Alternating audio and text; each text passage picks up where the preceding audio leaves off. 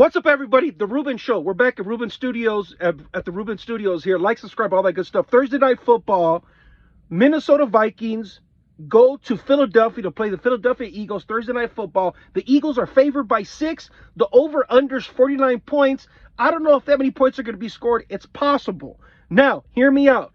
Now, I think that the Eagles being favored by 6 is a mistake because Minnesota...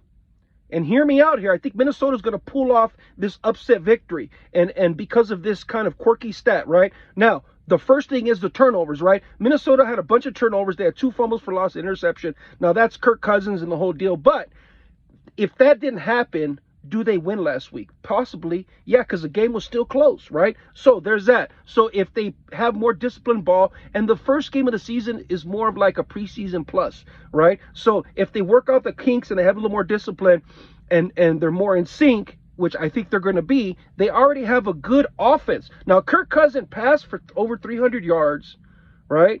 And he has his dynamic receiver in Jefferson. And so he has the ability to sling the ball and put up points. Now, conversely, Philadelphia Eagles, they gave up 300 yards passing to a quarterback in New England that is a lot of people consider not as good as Kirk Cousins. Now, Kirk Cousins is a veteran, knowledgeable quarterback who's capable of putting up big numbers. Now, I predict that he's going to have over 350 yards in this game.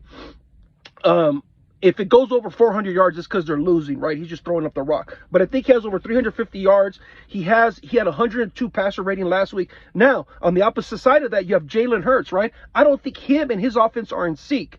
The only way that I think that Philadelphia wins, it's on the legs of Jalen Hurts. I don't know that he's going to be in sync offensively to be able to be precise to march the ball down the field as fast as he needs to do. He could get small completions. He had a lot of completions last week, but is he going to be able to sustain that and throw the ball down the field if they get behind early? So there's an issue with that. And so Jalen Hurts' legs are going to be able to get him out of tight situations. He's a very dynamic quarterback that has a lot of tools, a lot of weapons, so to say, under his belt. So it's all going to hinge on if he can be able to get loose and be productive on his feet and sling the rock down. I don't think he's going to be able to do that.